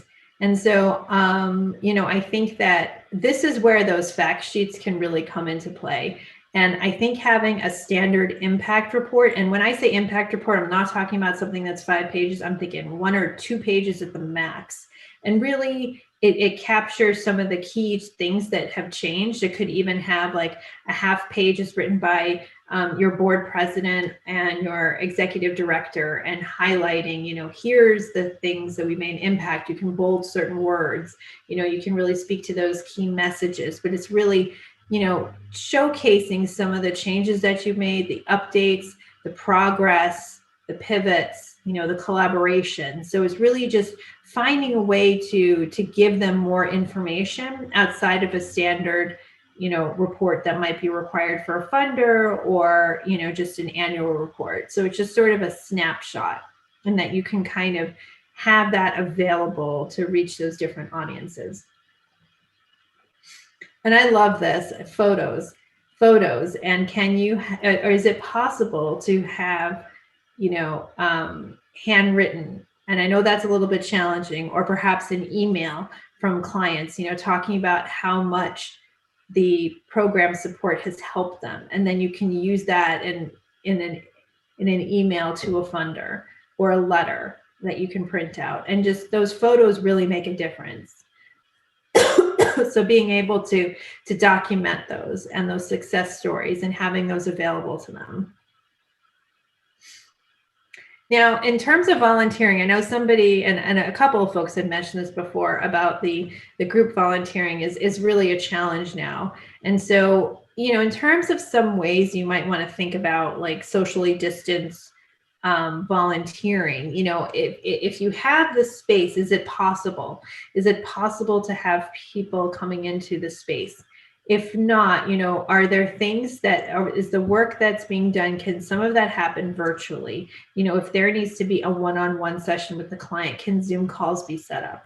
Is it possible to have a drive, whether it be for, you know, canned goods, or for clothing, or for other things, you know, or perhaps like trying to ask somebody to lead a campaign to get, you know, in-kind donations. So what exactly is it that we can still get people interested in the mission? Or perhaps it's even just sharing more about your organization online. You know, can you give them a simple message and say, you know, Giving Tuesday is coming up. Can you reach out to 5 of your friends and, you know, share this message? And so those are other things that you can do to just keep people thinking of you and having you be top of mind. And I love social media shout outs, because this is where Canva comes in. So you can create something like this, you know, for Giving Tuesday. And this is just an example. I'm sure that you can find many others, but just, you know, this shows like kind of a thank you. But there's other messages that you can use via social media and develop those kinds of things that have an impact. You can see the text and how it stands out with the image in the background. So just something to think about in terms of, you know, developing your message. And another thing that I've seen, there's been definitely a pivot to virtual events, of course, but thinking about how can you show appreciation for those that support your organization. So I've seen things like turning an annual gala into a volunteer appreciation event, or a virtual donor appreciation event. How can you get them to continue their engagement and support? You know, these are ways that, you know, you can to show that they have an impact in your work, but also abide by the restrictions and social distancing that's taking place. So, you know, these are just a couple more examples. And another one are funder awards. Are there awards that you can give out to volunteers, to funders, or to, you know, a board member or someone just to say thank you? And that could become an event. So the funder awards could be distributed during a virtual event. So, you know, something to think about to engage people and to make them committed to the work. And then you could show perhaps a video of, you know, walking through the space and seeing, you know, here's all that we're doing. Because of your efforts, we're able to do more. Now let's talk about thank you notes. And this is another one by the Better Fundraising Company. But, you know, you really want to make sure those thank you notes can capture their attention by using certain design elements to try to focus on certain words that pop out, and to make sure it focuses on you. You. That's all you want to say in that donor letter. It should be you-centric, you meaning the donor. And really just having them understand, you know, what you want them to do, and also what their gift will accomplish. And so these are the things that draw attention to the fundraising collateral. And here's some thank you notes that stand out. And my note here is always that people don't like to read because we're doing virtual all the time. So here's a thank you note. And this is like something that, you know, you can see that this is an online sort of campaign. This is something you could even think about doing constant contact.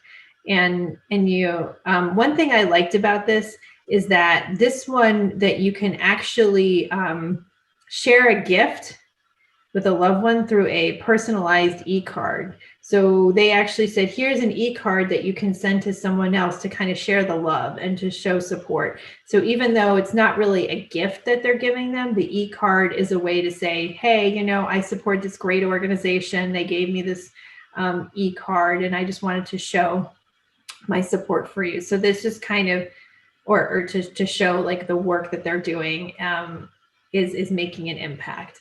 And so this is just one way that you can, you know, thank people. And here's another one, you know, here's another thank you note. And what I like here is that there's a button that you can click here to view your impact. And that could actually click onto an impact report. That could be a fact sheet. And you can see the big bold at the bottom. You can make a difference. And so I really, you know, like the fact that they're using different messages to engage people, and to just, I mean, obviously, God bless you. It's a very faith-based organization. You would not necessarily do that for your own organization, but again, it's an example. And to really thinking about, you know, how they're making an impact. It's short, it's brief, but it also, I think, resonates. And of course, like, there's no one size fits all. Not everybody's going to do things the same way. Not everybody is going to have the same kind of thank you note. So it's really important to just, you know, think about what works within your organization. And, you know, you can all be sort of special unicorns and thinking about, you know, what is it that you can do to help incrementally build your following and build support. And what are the key things that can really stand out in a thank you letter for you, or with other fundraising collateral? And I see that we have a question. I think it's a comment. Let's see, let me open this up. Network for Good has a feature that allows for video thank you notes. So it's user friendly. It's already done for you. That's fantastic. Yeah, some of those systems will actually have built-in contact features for thank yous and follow-up. So that's really great. Okay. And you know, this is something that I think is really important. It's easy to kind of look at this and say, oh my gosh, how do I pull this all together? But really start off with small incremental steps. I think it's really important to think about all the things that are really important, and to just know that even making a slight tweak in how you operate, and even just having a little bit of extra time for this work is a step in the right direction. And even, you know, developing a more refined thank you note, maybe one that's digital, like that is a step in the right direction. And that timetable is going to be different for everybody. So do not get overwhelmed with all the things that you're not doing, but just try to focus on a couple of things that you can do. And so with that, I want to start off with our next breakout room. Ready? And so I assume that there'll be 4 breakouts, right? Yes. Yes, we have 4 breakout rooms. Okay, perfect. So basically, you are tasked with preparing a new annual appeal letter. on behalf of that food distribution center that we talked about in the first breakout session. So I want you to think about what would you include in that appeal letter, and what are the things that you might want to incorporate, and think about bullet points to capture what you want to include, because I want to talk about that. So this is going to be the same for all the breakout rooms. This is the same conversation. So we're going to pretend that we're this food distribution center based in Maryland, and that you are going to put together an annual appeal letter. You know, it's coming up. We want to send this out right around Thanksgiving.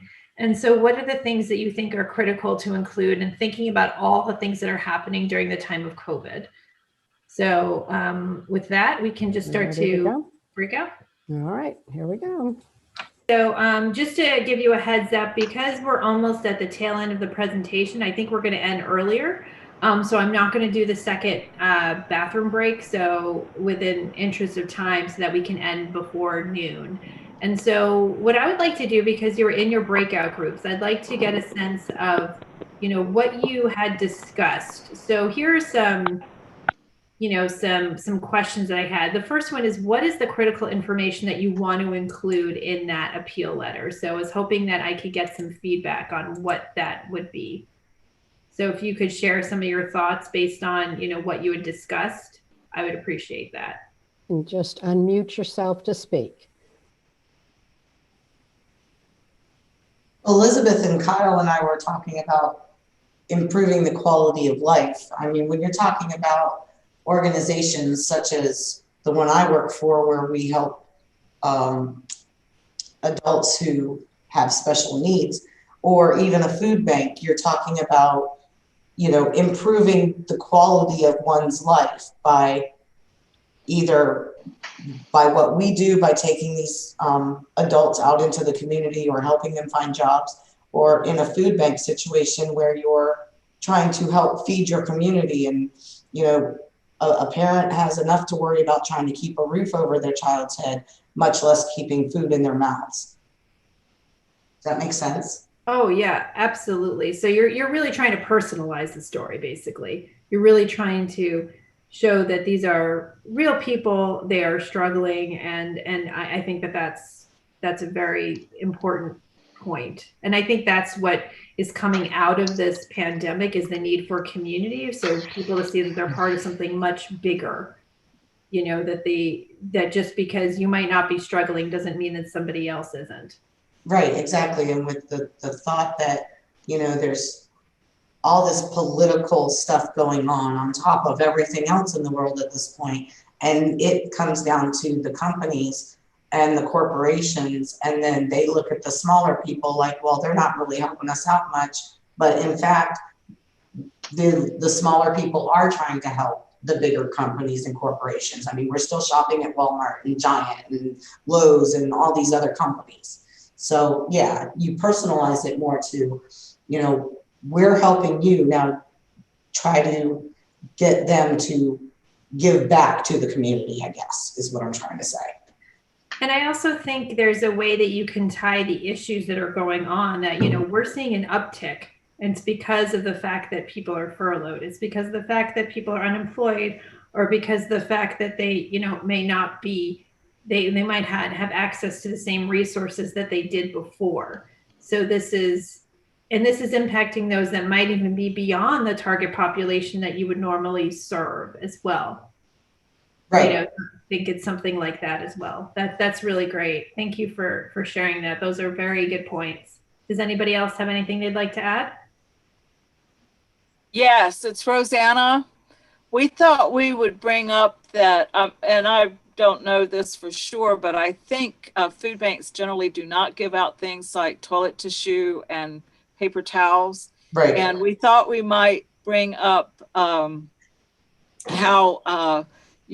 we, you know, we need to pivot for more than one reason, meaning that we might be having to change our supply needs. We came up with a couple of things. Empty shelves means full bellies, and we need paper products to create empty tubes for children to have toys to use for play.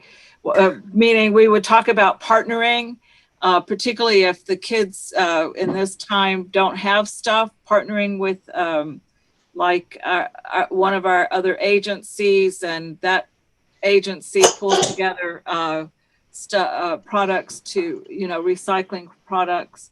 So one of the things that we said, we'll drop off the food and pick up reusable items for our partner agencies. So I love that. You've already come up with slogans.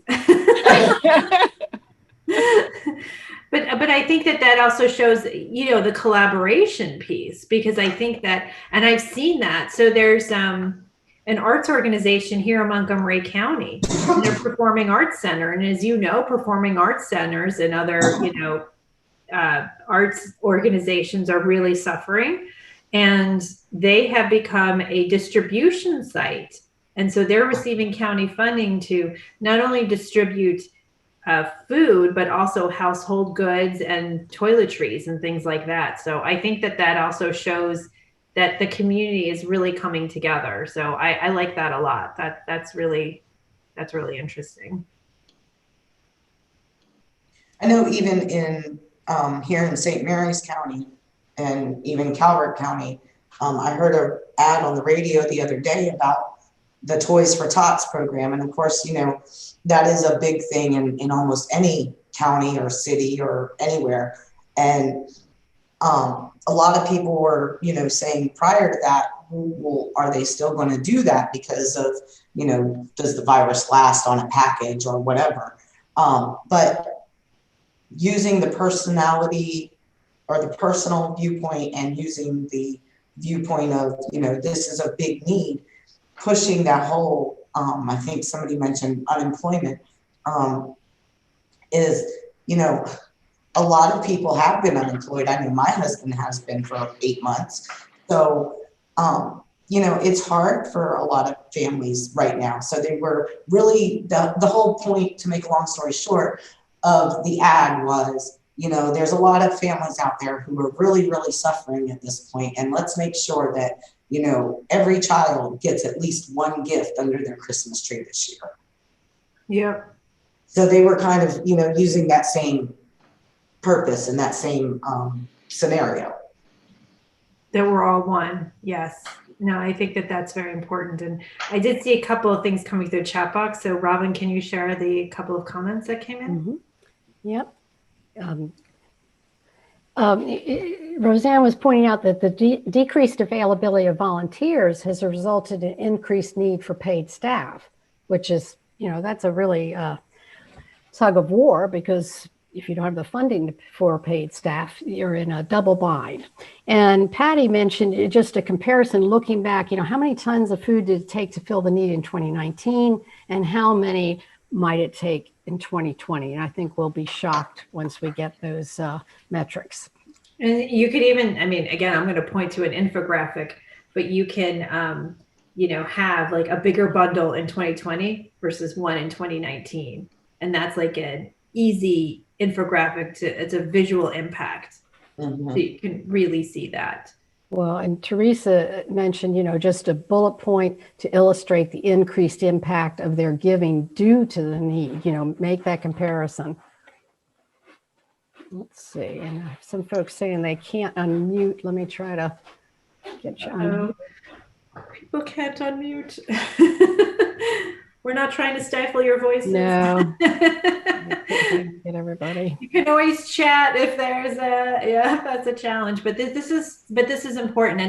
And so I'm hoping that this can translate into, for your organization, like how can you do that? And if you want, since we do have a little bit of time at the end, what I can do, because I do have a Canva account, is I can maybe go into Canva to kind of show you what that might look like, so that, I can do a little demonstration, because we do have a few extra minutes. So if that's of interest to you, I can at least show you, and then you can create your own account and add your own messages and so forth. But this is just, That sounds like a great opportunity to demonstrate that for us as people are trying to are getting unmuted. All right. Sure, will do. And is there anything else? Well, I just got unmuted, but I think what we were talking about before about partnerships, I think if we show that, the public is they want to give whatever they have to give right now, And by showing that we're working together, like you were mentioning before, is an important point so that they can see that we're working as a nonprofit group for the good of the community, not just for the good of our own organization. Mm-hmm. And also so they can, feel that, we keep talking about community, but it really is important, because I think that with all of this stuff happening, it's all happening up here at a global level. It can almost feel like I am powerless. So at least as a community, as like, you can define the community for whatever it is, if it's your county or if it's your town or state, whatever it is that you define as community, you can then try to have that message resonate with people in that space to say, this is what's happening. These are happening to your neighbors. And, that even though we have all this stuff going on, it trickles down, and this is the impact of it. And I think all we've heard since March is we're all in this together. So that would be like a big visual thing on, any correspondence. We're all in this together. So it's time to help the communities and help each other. Mm-hmm. Exactly. Anybody have anything else before I finish up the rest of the presentation? People are excited to see that Canva website Okay. that you mentioned. Then let's do that. What I'll do is I'll just finish up the rest of it, and then we can do a Canva demonstration. Then I'll leave it open for questions. Sound good? Yes. All right, cool beans. All right. So no break for us, because we're going to end early. Your legs crossed.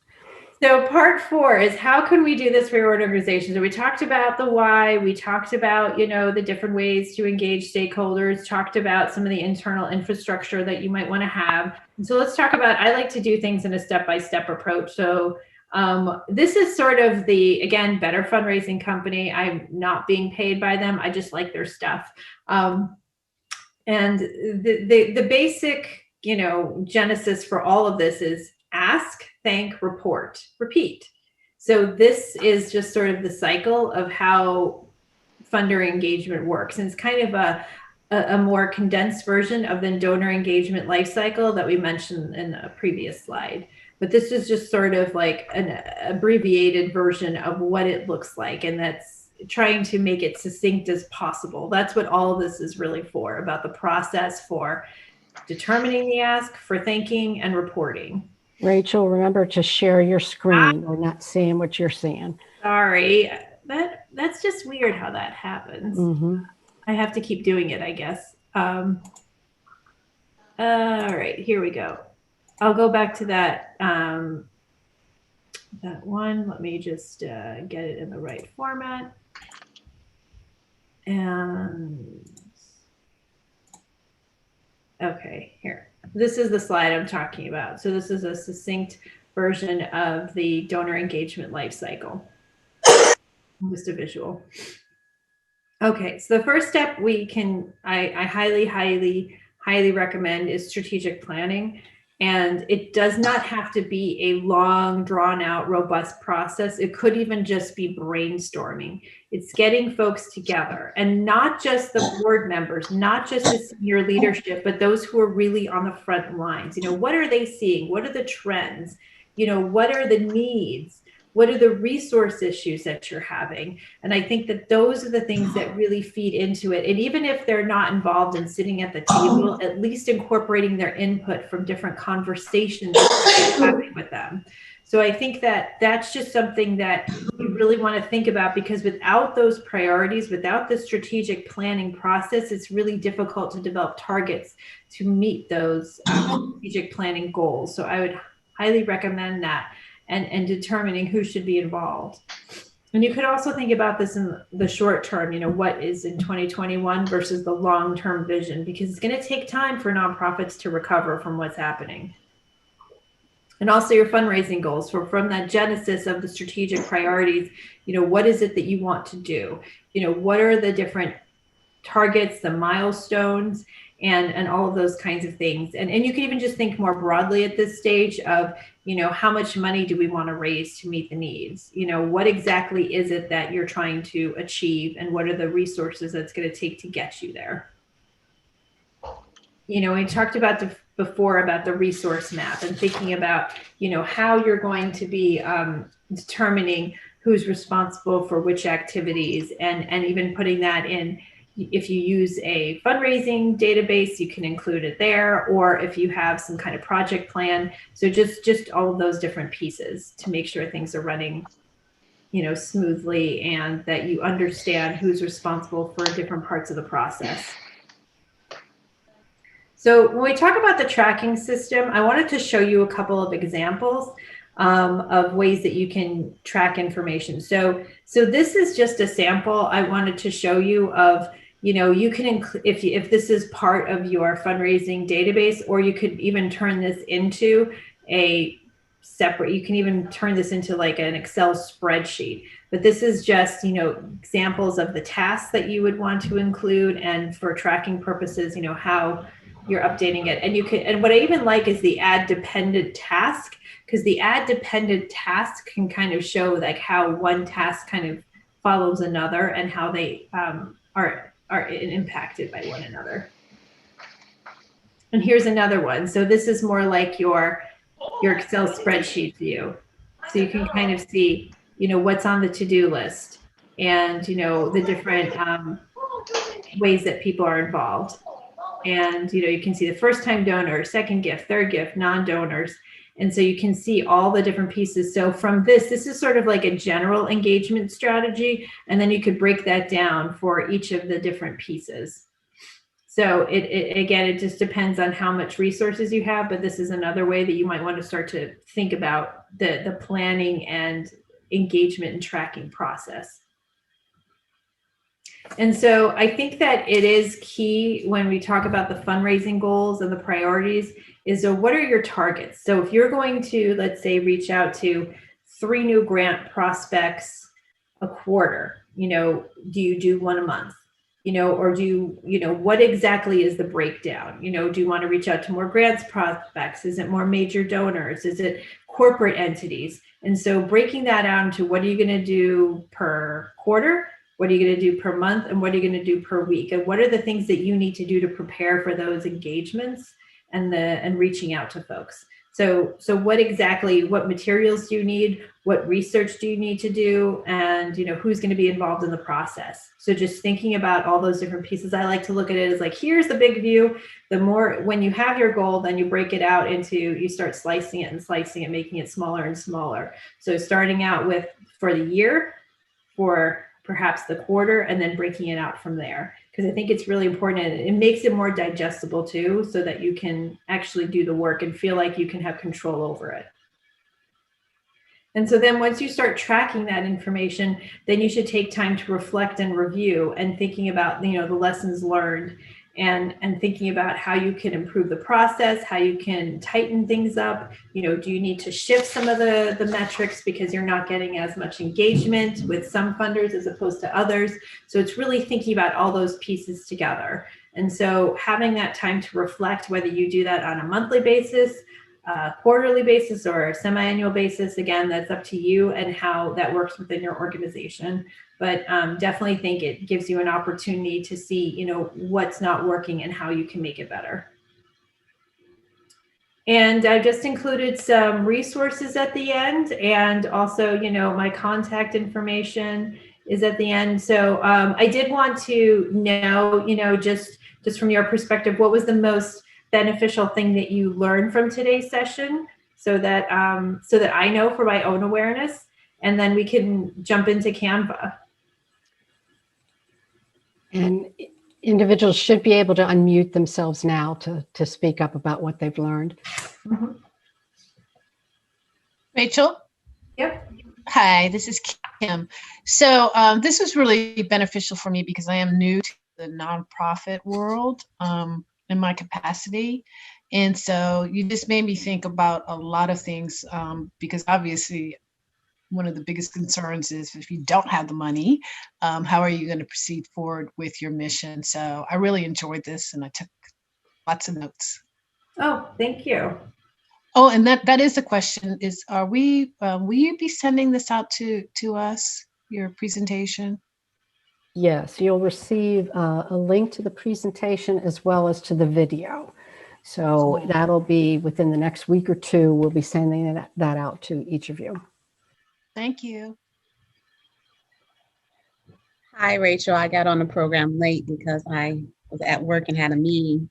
But I work for a nonprofit myself, and then I volunteer with a friend who started a nonprofit, and then I'm working on my own nonprofit. So some of the things is like, because I do one role with the nonprofit, I'm in Prince George's County, by the way. So I do one thing with one role with a nonprofit, that's my job, and then I do another one. And then being on this is like, oh, okay, I need to make sure I do this. And the thing about the thank you notes is like, that's just absurd to me, but I'm sitting back wondering, because I do like donations throughout the year to different things, and there are times where I do not get a thank you note. A thank you, especially now, means a lot to people. It means a lot because not only are people in need, and some people are still donating and they're in need themselves. So to be able to get a thank you, at least of anything, it does something to your heart. So I want to thank you for reminding us of that key point. I agree with you, and thank you for bringing that up, and I appreciate it, because I think that the thank you is an opportunity to engage people, and it's an opportunity to celebrate them, and how can you take advantage of that opportunity, and to show, can you include something else in addition to a thank you note? Can you include like that one pager to say, here's where your impact makes a difference? So there are ways that you can build off of that. So I think that that's really important. Absolutely. Great. I mean, yeah, you all don't have to speak up. You can if you want to, but I just wanted to, make sure that you could have a takeaway of something that could resonate with you, and that you could take that within your own organization. So, and my contact information, I'll share that, is in the slides here. So I am going to send a follow-up email, so you can, connect with me that way. But I always like to stay engaged with folks who attend the sessions. If you have any questions, you can always, send me an email or something. So I appreciate that. So without further ado, if anybody else has something to share, please let me know. But if not, I am going to go into, and I'll make sure I share it. I just want to set it up first in Canva, because I want to get in there, and then I'll share my screen so that you can look. Okay. All right, so now I'm going to share my screen here. All right, can you see this? Yes. Okay, perfect. All right, so this is Canva. So you would create your own, username and password, and I said it's completely free. So you can, look at the different, and you can translate, something that could be used for social media to your, annual appeal letter. So let's look at social media, for instance. So social media, obviously people are going using their phones and using these digital platforms much more frequently. But you can see that they've kind of organized their social media posts into different, like Instagram, Facebook, and there's flyers. And so you can use this on LinkedIn as well, Twitter. And so these are just some examples. So this is obviously related to Thanksgiving and the holidays, because that's what's coming up. But you can, click on these and find, let's say this one. This is like a Thanksgiving message. And so you can modify the colors, you can modify the fonts. You can see that there's COVID related Instagram posts. So there's many different ways you can add photos. You can upload your own photos. You can add a signature. You can even include a video. So, these are just some ways that you can see the different fonts that they have here. Let's see, photos. So let's say you wanted to add a Thanksgiving photo. I'm just clicking on Thanksgiving dinner, happy Thanksgiving. You can include like that over here, and that could be the background. So there's many different ways that you can, use this for your own advantage. And so, and then if you save a design, as I said, you can use that design for other platforms. Like if you wanted to do, marketing, let's say. Well, these are just the Instagram. There's logos here. Presentations. There's different like animated social media. There's cards. So if you wanted to send a thank you card or Thanksgiving card, that's one way you could do it. There's infographics. So this is, someone was talking about a fact sheet. These are great infographics. So if you're developing a fact sheet, you could start off using some of these, see what resonates with you. So I'm going to click on the infographics one. And you can, you can change the colors and everything, but if there's a certain design that you like, so let's take a look at this one. And this is like how kids suffer at a young age, and you can kind of see. I'm going to see if I can increase the size of this.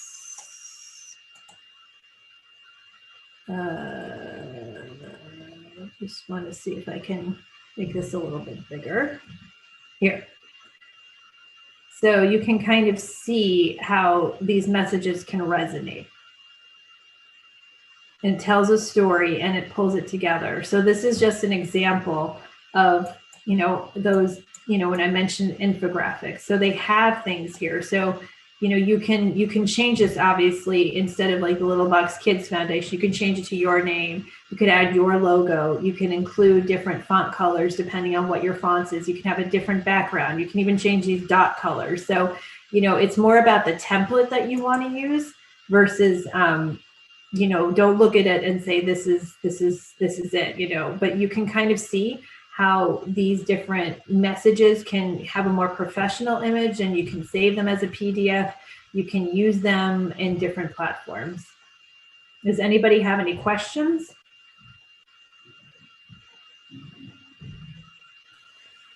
You can just unmute yourself to ask a question or make a comment.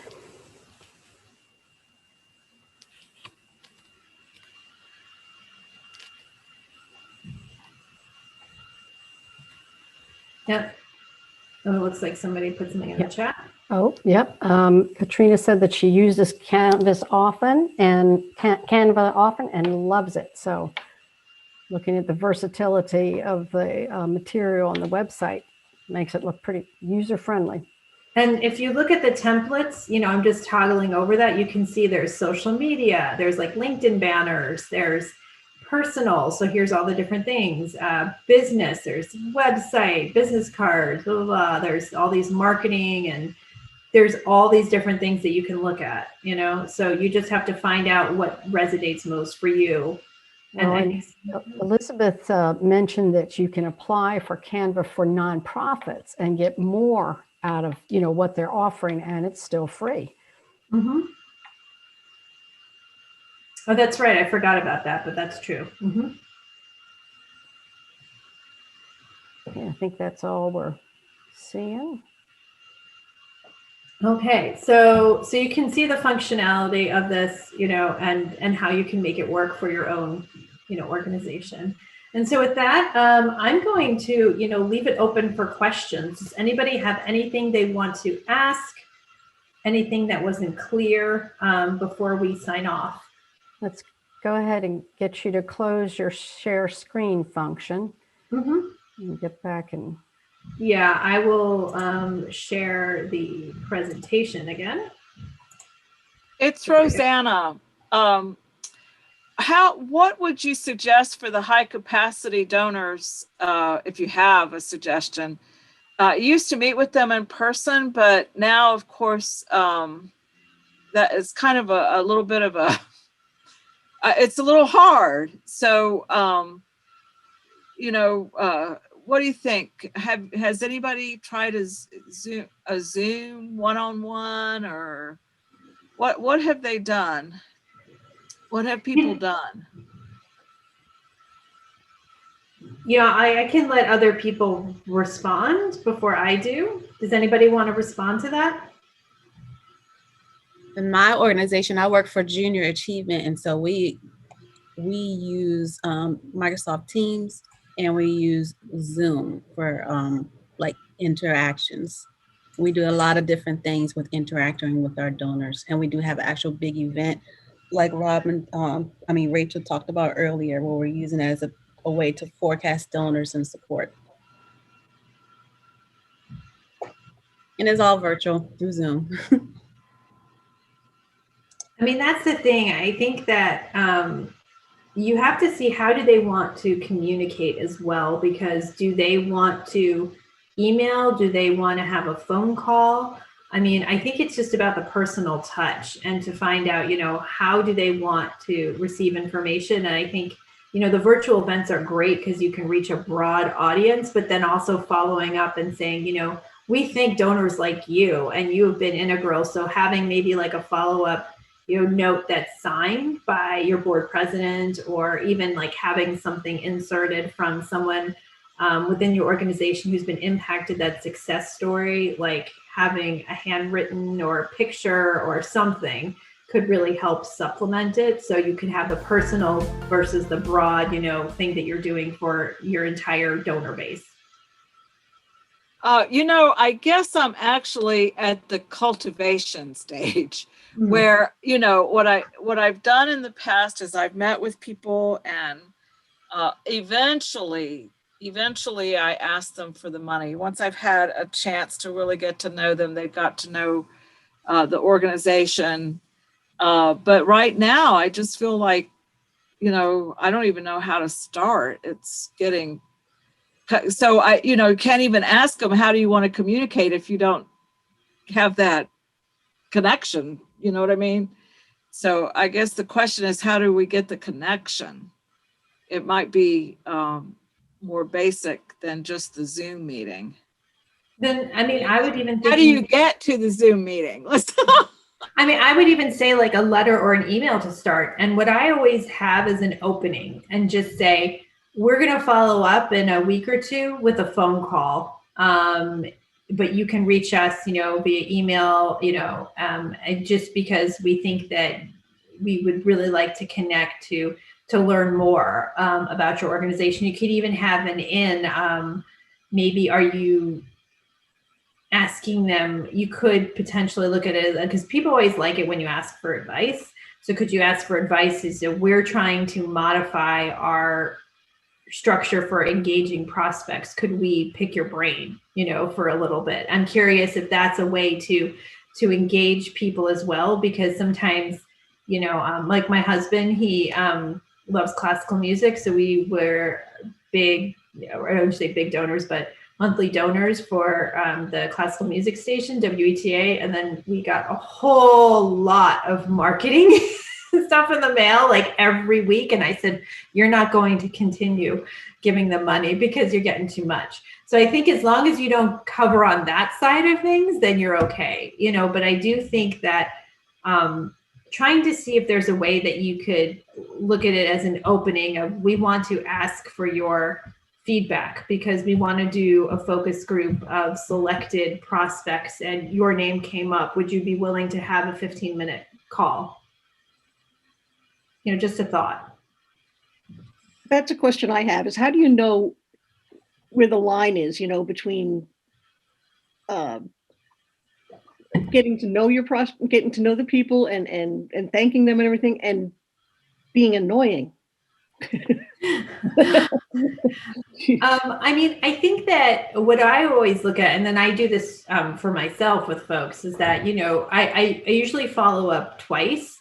And then the next time will be a few months out. So you can also kind of stage that follow-up in terms of events that are happening. You know, is it like Volunteer Appreciation Week? Is it perhaps, you know, if you're like an animal rescue organization, do you want to have like follow up by like Dog Appreciation Day or something? So maybe you could align it with a specific activity so it's not necessarily, doesn't feel too salesy.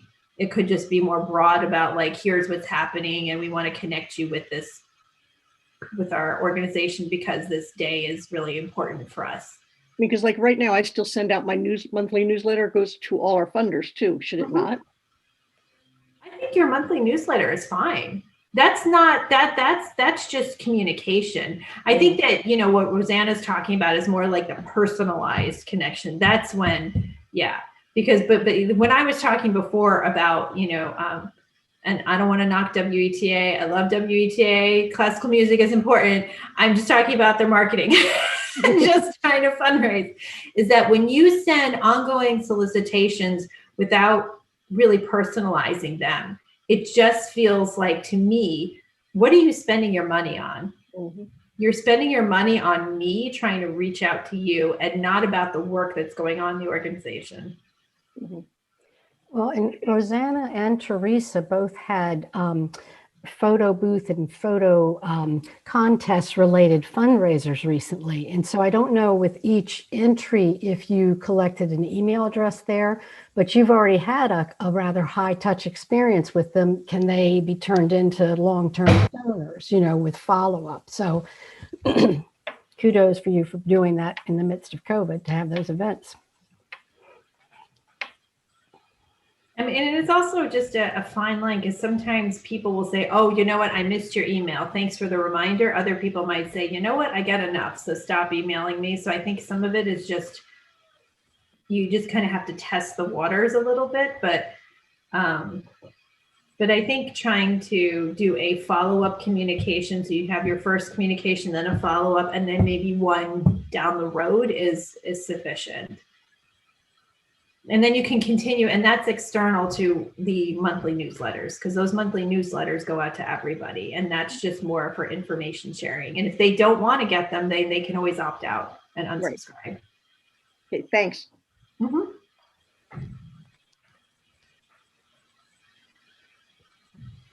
Anybody else?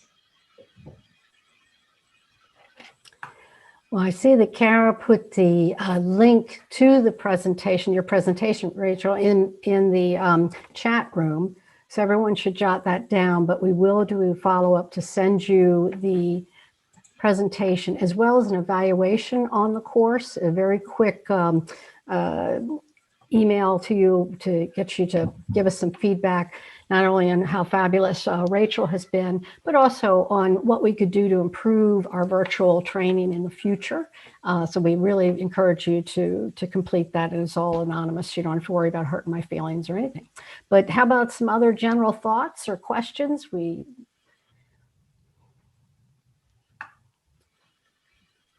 Okay, well, I think this has been exactly what we expected, a deep dive into this subject. And Rachel has given you so much to think about and a lot to ponder and resources to consider. So I want to thank everybody for participating. We do have more training coming up, and we'll keep you posted on the dates and times for that. So thank you, Rachel, very much for all your talent and what you do to bring this information to the nonprofit world in Southern Maryland.